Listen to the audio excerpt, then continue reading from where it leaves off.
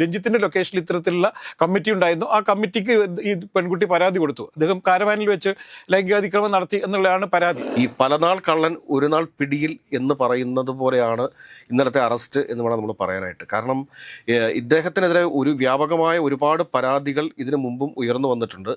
ആ സമയത്തൊക്കെ ഇദ്ദേഹം ഒളിവിൽ പോവുകയും മുൻകൂർ ജാമ്യം നേടുകയും ഒക്കെ ചെയ്തൊരു മിടുക്കരായിട്ട് നിൽക്കുന്നതാണ്. ചലച്ചിത്ര അക്കാദമി ചെയർമാനായിരിക്കുന്ന സമയത്താണ് ഒരു ബംഗാളി നടി അദ്ദേഹത്തിനെതിരെ ചില ആരോപണങ്ങൾ ഉന്നയിക്കുകയും അതിന്റെ പേരിൽ അദ്ദേഹത്തിന് പിന്നീട് സ്ഥാനം ഒഴിയേണ്ടി വരികയൊക്കെ ചെയ്തു. നല്ല കാലത്ത് അദ്ദേഹം കാണിച്ചു കൂട്ടിയ കുറേ വിഷയങ്ങളുണ്ട്. എനിക്ക് തന്നെ അറിയാവുന്ന കുറേ സംഭവങ്ങളുണ്ട്. ആ സമയത്തൊക്കെ അദ്ദേഹത്തിന് എല്ലാ രീതിയിലും പ്രൊട്ടക്ഷൻ കിട്ടുകയൊക്കെ ചെയ്തു. ഈ ചെറിയ പെൺകുട്ടികൾക്ക് നേരെയൊക്കെ ഇത്തരത്തിലുള്ള ഒരു ലൈംഗികാതിക്രമമൊക്കെ നടത്തി എന്ന് പറയുന്നത് ശരിക്കും കേരള സമൂഹത്തിന് വൻ നാണക്കേടാണ്. രാജേട്ട നമസ്കാരം. രാജേട്ട സംവിധായകനും നടനും ഒക്കെയായ മുൻ ചലച്ചിത്ര അക്കാദമി ചെയർമാനൊക്കെ ആയിരുന്ന രഞ്ജിത്ത് ഇന്നലെ രാത്രി 9:30 തൊടുപുഴയിൽ വെച്ച് തൊടുപുഴ പോലീസ് അറസ്റ്റ് ചെയ്തിരിക്കുകയാണ്. ഒരു യുവനടിയുടെ പരാതിയുടെ അടിസ്ഥാനത്തിലാണ്. ഈ പലനാൾ കള്ളൻ ഒരു നാൾ പിടിയിൽ എന്ന് പറയുന്നത് പോലെയാണ് ഇന്നലത്തെ അറസ്റ്റ് എന്ന് വേണം നമ്മൾ പറയാനായിട്ട്. കാരണം ഇദ്ദേഹത്തിനെതിരെ ഒരു വ്യാപകമായ ഒരുപാട് പരാതികൾ ഇതിനു മുമ്പും ഉയർന്നു വന്നിട്ടുണ്ട്.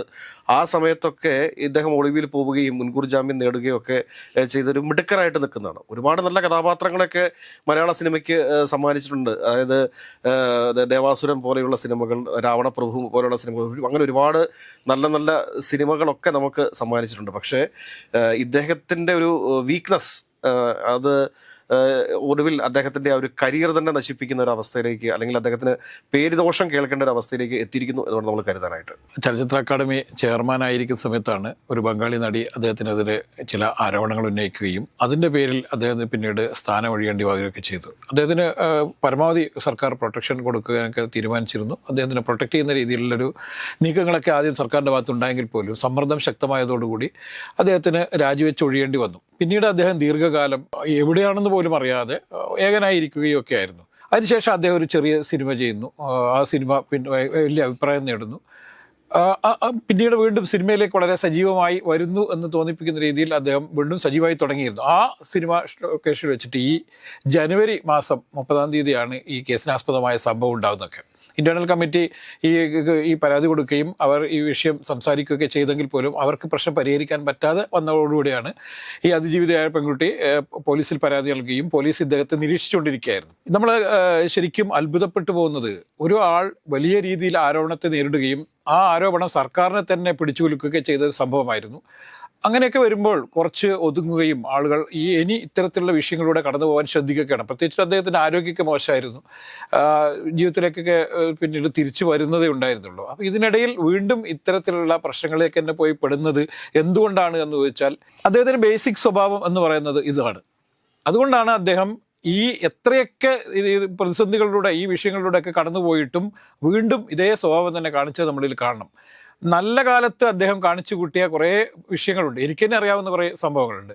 ആ സമയത്തൊക്കെ അദ്ദേഹത്തിന് എല്ലാ രീതിയിലും പ്രൊട്ടക്ഷൻ കിട്ടുകയൊക്കെ ചെയ്തു.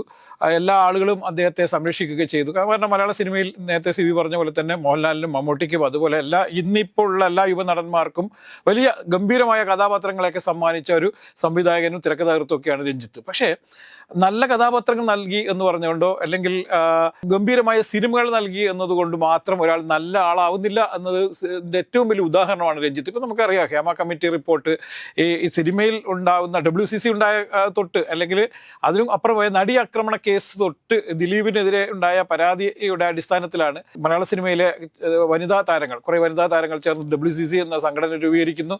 ഈ WCCയുടെ നേതൃത്വത്തിൽ മുഖ്യമന്ത്രിയെ കണ്ട് ഈ സിനിമയിലുള്ള ഇത്തരം പീഡനങ്ങൾ, ലൈംഗിക അതിക്രമങ്ങൾ അവസാനിപ്പിക്കുന്നതിന് വേണ്ടിയിട്ട് ക്രിയാത്മകമായി ഇടപെടണം എന്നുള്ള ഒരു നിർദ്ദേശം വെക്കുകയും സർക്കാർ ഇത് വളരെ സീരിയസ് ആയി എടുക്കുന്നത്. AK ബാലനായിരുന്നു സാംസ്കാരിക വകുപ്പ് മന്ത്രി ഉണ്ടായിരുന്നത്, സിനിമാ വകുപ്പ് അദ്ദേഹമായിരുന്നു. അങ്ങനെ AK ബാലനും മുഖ്യമന്ത്രിയും ആലോചിച്ചാണ് ജസ്റ്റിസ് ഹേമയെ ഈ വിഷയങ്ങൾ പഠിച്ച് സർക്കാരിന് റിപ്പോർട്ട് സമർപ്പിക്കാനായിട്ട് ഒരു കമ്മിറ്റി രൂപീകരിക്കുകയും ഈ കമ്മിറ്റി കൃത്യമായി നടിമാരെയും മറ്റ് സാങ്കേതിക പ്രവർത്തകരെയും എല്ലാം, വനിതകളായ എല്ലാ സാങ്കേതിക പ്രവർത്തകരെയൊക്കെ കണ്ട് ഈ സിനിമയിൽ എന്ത് സംഭവിക്കുന്നു, അല്ലെങ്കിൽ എന്തൊക്കെയാണ് സംഭവിച്ചത്, ആർക്കൊക്കെയാണ് ഇത്തരത്തിലുള്ള വിഷയങ്ങളിലൂടെ കടന്നു പോകേണ്ടി വന്നത് കൃത്യമായൊരു അന്വേഷണം നടത്തുകയും ഇത് റിപ്പോർട്ടാക്കി സർക്കാരിന് സമർപ്പിച്ചിട്ടുണ്ട്. ഈ റിപ്പോർട്ടിന്റെ അടിസ്ഥാനത്തിൽ സിനിമയ്ക്ക് ഉള്ളിലുള്ള അല്ലെങ്കിൽ സിനിമ ലൊക്കേഷനിൽ ഉണ്ടാകുന്ന ഇത്തരം ലൈംഗിക അതിക്രമങ്ങൾ അവസാനിപ്പിക്കുന്നതിന് വേണ്ടിയിട്ട് ഒരു സ്ഥിരം സംവിധാനം ഉണ്ടാക്കാൻ തീരുമാനിക്കുകയും ലൊക്കേഷനിൽ ഒരു കമ്മിറ്റിയുണ്ട്, 3 അംഗ കമ്മിറ്റിയുണ്ട്. എല്ലാ ലൊക്കേഷനിലും 3 അംഗ കമ്മിറ്റി ഉണ്ടാക്കുകയും ഇന്റേണൽ കമ്മിറ്റി അവിടെ എന്തെങ്കിലും വിഷയം നടന്നാൽ അപ്പോൾ തന്നെ പരാതികൾ കേൾക്കാനും ഈ പരാതി കേട്ട് അപ്പോൾ തന്നെ പ്രശ്നങ്ങൾ പരിഹരിക്കുകയും ഇനി അവർക്ക് പരിഹരിക്കപ്പെടാൻ പറ്റാത്തതാണെങ്കിൽ അപ്പോൾ തന്നെ പോലീസിന് കൈമാറുകയും നിയമ നടപടികൾ സ്വീകരിക്കുകയൊക്കെ വേണം എന്നായിരുന്നു തീരുമാനം. ആ തീരുമാനത്തിന്റെ അടിസ്ഥാനത്തിൽ ഈ ലൊക്കേഷനിൽ ഇപ്പൊ ഈ രഞ്ജിത്തിന്റെ ലൊക്കേഷനിൽ ഇത്തരത്തിലുള്ള കമ്മിറ്റി ഉണ്ടായിരുന്നു. ആ കമ്മിറ്റിക്ക് ഈ പെൺകുട്ടി പരാതി കൊടുത്തു. അദ്ദേഹം കാരവാനിൽ വെച്ച് ലൈംഗികാതിക്രമം നടത്തി എന്നുള്ളതാണ് പരാതി. അപ്പൊ ഈ സംഭവം നടന്നിട്ട് ഒരു മാസത്തിലേറെയായി. ഈ സംഭവം പിന്നീട് ഏതെങ്കിലും തരത്തിൽ ഒത്തുതീർക്കാനുള്ള ശ്രമങ്ങളൊക്കെ ആരംഭിച്ചിട്ടുണ്ടാകും. കാരണം അതുകൊണ്ടായിരിക്കും ഇത്രയും നീണ്ടുപോയത്. പക്ഷേ രഞ്ജിത്ത് എന്തായാലും കുറ്റം ചെയ്തിട്ടുണ്ടെങ്കിൽ ശിക്ഷിക്കപ്പെടണം എന്ന് തന്നെയാണ്. പക്ഷെ നമ്മൾ ഈ ഒരു കാര്യം നമുക്ക് പറയാനുള്ള ഒരു വിഷയം, ഹേമ കമ്മിറ്റി റിപ്പോർട്ട് പുറത്തുവിടണം എന്നാവശ്യപ്പെട്ടുകൊണ്ട് ഈ വനിതാ താരങ്ങൾ വലിയ രീതിയിൽ സമ്മർദ്ദം ചെലുത്തിയെങ്കിൽ പോലും ഹേമ കമ്മിറ്റി റിപ്പോർട്ട് പൂർണ്ണമായ രീതിയിൽ അത് പുറത്തുവിടാൻ സർക്കാർ തയ്യാറായിട്ടില്ല. അതുപോലെ തന്നെ അതിൽ വലിയ രീതിയിൽ അന്വേഷണം നടത്തി കുറ്റക്കാർക്കെതിരെ നടപടിയെടുക്കാൻ വേണ്ടി തീരുമാനിച്ചെങ്കിൽ പോലും ആരും പരാതിയുമായി പിന്നീട് വരാത്തതുകൊണ്ട് ആ റിപ്പോർട്ടിൽ പറഞ്ഞ പല സംഭവങ്ങളും പിന്നീട് ആവിയായി പോകുന്ന ചിത്രമാണ് നമ്മൾ കണ്ടത്.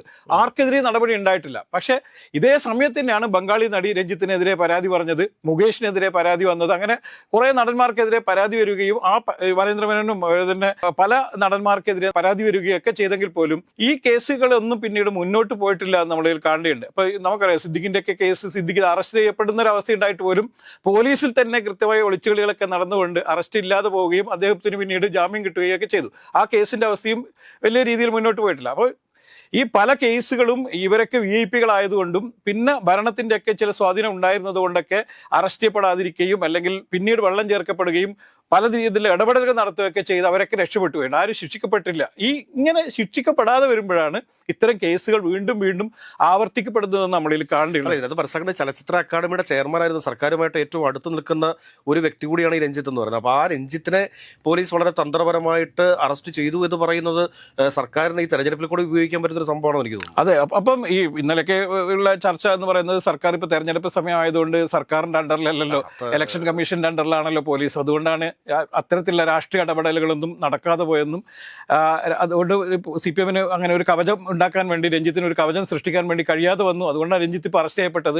ഇലക്ഷനൊക്കെ കഴിഞ്ഞാണെന്നെങ്കിൽ പിന്നീട് ചിലപ്പോൾ അദ്ദേഹം അറസ്റ്റ് ചെയ്യപ്പെടില്ലായിരുന്നു, അല്ലെങ്കിൽ കേസ് ഒതുക്കപ്പെടുമായിരുന്നു എന്നുള്ള ചർച്ചകളൊക്കെ വേറൊരു ഭാഗത്ത് നടക്കുന്നുണ്ട്. പക്ഷെ നമ്മളിൽ കാണേണ്ടത് രഞ്ജിത്ത് ഒരിക്കൽ ഇത്തരത്തിലുള്ള വലിയ വിഷയങ്ങളിലൂടെയൊക്കെ കടന്നുപോയി വലിയ രീതിയിൽ പ്രൊട്ടക്ഷനൊക്കെ കിട്ടിയത് കൊണ്ട് മാത്രമാണ് അദ്ദേഹം ഇപ്പോഴും വലിയ കുഴപ്പങ്ങളില്ലാതെ ഇത്രയും കാലം പിടിച്ചത്. പക്ഷേ ഈ വീണ്ടും ഒരു പരാതി, ഇതേ സമാന സ്വഭാവമുള്ള അല്ലെങ്കിൽ അതിനേക്കാൾ കൂടുതൽ വലിയ പരാതികൾ വരികയും ഈ ചെറിയ പെൺകുട്ടികൾക്ക് നേരെയൊക്കെ ഇത്തരത്തിലുള്ള ഒരു ലൈംഗികാതിക്രമമൊക്കെ നടത്തി എന്ന് പറയുന്നത് ശരിക്കും കേരള സമൂഹത്തിന് വൻ നാണക്കേടാണ്. ഇപ്പോൾ കേരളത്തിലെ ഈ സിനിമാക്കാർക്കിടയിൽ ഇടയ്ക്കിടയ്ക്ക് ഉണ്ടാകുന്ന ഇത്തരത്തിലുള്ള ആരോപണങ്ങൾ, ഇത്തരത്തിലുള്ള പരാതികൾ മറുനാട്ടിൽ മലയാളി സിനിമയ്ക്ക് വലിയ ദുഷ്പേരുണ്ട്. കാരണം നമ്മൾ ഈ സിനിമയുമായി ബന്ധപ്പെട്ട് തന്നെ പല സ്ഥലങ്ങളിലും ഈ ഫെസ്റ്റിവലിനൊക്കെ പോകുന്ന സമയത്ത് അവിടെ നടക്കുന്ന ചർച്ച മലയാളത്തിൽ നല്ല സിനിമകൾ ഉണ്ടാകുന്ന സ്ഥലമാണ്.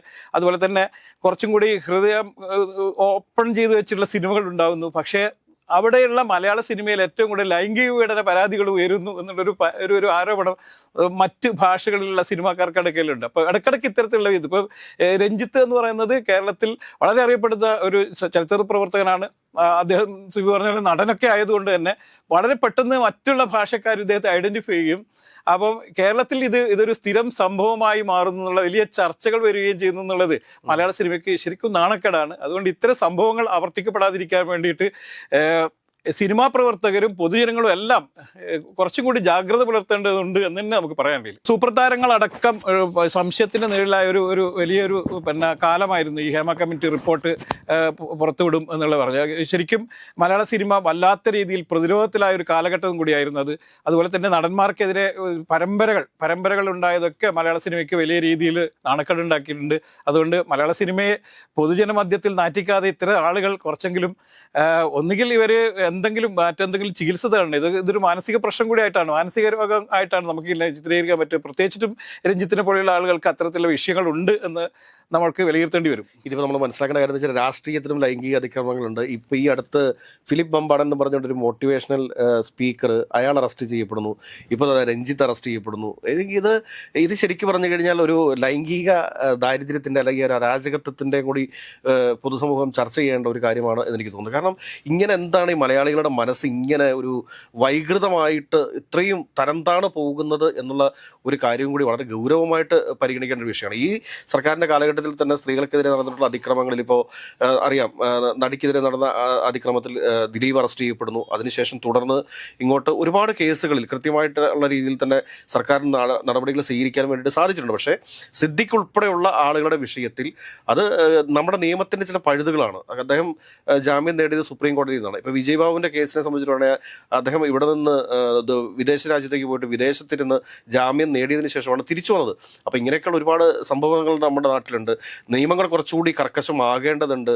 ഇപ്പോൾ രഞ്ജിത്തൊക്കെ ശരിക്കും പറഞ്ഞു കഴിഞ്ഞാൽ ഒരു മാതൃകയാകാൻ വേണ്ടി പോവുകയാണ്. ഇനി ഇങ്ങനെയൊക്കെ കുറ്റം ചെയ്യുന്ന ആളുകളുടെ മനസ്സിൽ എപ്പോഴും ഓർമ്മയുണ്ടാവും. കാരണം രഞ്ജിത്തിനെ പോലെ ഉള്ള ഒരു വ്യക്തി അറസ്റ്റ് ചെയ്യപ്പെട്ടിട്ടുണ്ടെങ്കിൽ നാളെ താൻ ഇതുപോലെ ചെയ്ത് കഴിഞ്ഞാൽ താനും അറസ്റ്റ് ചെയ്യപ്പെടും എന്ന ഒരു വലിയ സന്ദേശം കൂടി പൊതുസമൂഹത്തിന് നൽകാനായിട്ട് രഞ്ജിത്തിന്റെ അറസ്റ്റ് കാരണമാകും എന്നാണ് എനിക്ക് പറയാനുള്ളത്. അതിന് ഈ പരിഷ്കൃത സമൂഹത്തിൽ ഒരിക്കലും സംഭവിക്കാൻ പാടില്ലാത്തതാണ് ഈ സംഭവിച്ചുകൊണ്ടേയിരിക്കുന്നത്. അതുകൊണ്ട് കാലം മാറുകയാണ്. ഇപ്പം രഞ്ജിത്തൊക്കെ സിനിമയിൽ വന്ന കാലമല്ല, വലിയ മാറ്റങ്ങൾ ഉണ്ടായിട്ടുണ്ട്. മലയാള സിനിമയിൽ മാത്രമല്ല, ലോകത്തിലാകമാനം സിനിമയിൽ മാറ്റമുണ്ട്. സിനിമാ പ്രവർത്തകർക്കിടയിൽ മാറ്റം ഉണ്ടായിട്ടുണ്ട്. ഇവരൊക്കെ പഴയ കാലത്ത് തന്നെ ജീവിക്കുന്നു. ഇവർ ഒരു സിനിമാ സംവിധായകൻ എന്ന് പറഞ്ഞാൽ ആ സിനിമ സെറ്റിൽ എല്ലാ ആളുകളെയും നിയന്ത്രിക്കേണ്ട ഒരു ആളാണെന്നുള്ളത് നമുക്കറിയാലോ. പക്ഷേ മൊന്തായം തന്നെ വളഞ്ഞാൽ ആ സെറ്റ് എന്തായിരിക്കും എന്നും കൂടി നമ്മൾ പരിഗണിക്കേണ്ടതുണ്ട്. അതുകൊണ്ട് എല്ലാ വ്യക്തികൾക്കും വ്യക്തി സ്വാതന്ത്ര്യമുണ്ട്. അതുപോലെ തന്നെ ഈ ഒരു പെൺകുട്ടി സിനിമയിൽ അഭിനയിക്കാൻ വേണ്ടി വരുമ്പോൾ അവരെ ഏതെങ്കിലും രീതിയിൽ ദുരുപയോഗം ചെയ്യുക എന്നുള്ള ഒരു പ്രവണതയൊക്കെ എന്നേ അവസാനിപ്പിക്കാറുണ്ട്. അതുകൊണ്ട് കലാലോകം ഇനിയെങ്കിലും മാറേണ്ടതുണ്ട്. പുതിയ വന്ന സമൂഹത്തിലൊന്നും ഇത്തരം പ്രശ്നങ്ങളില്ല.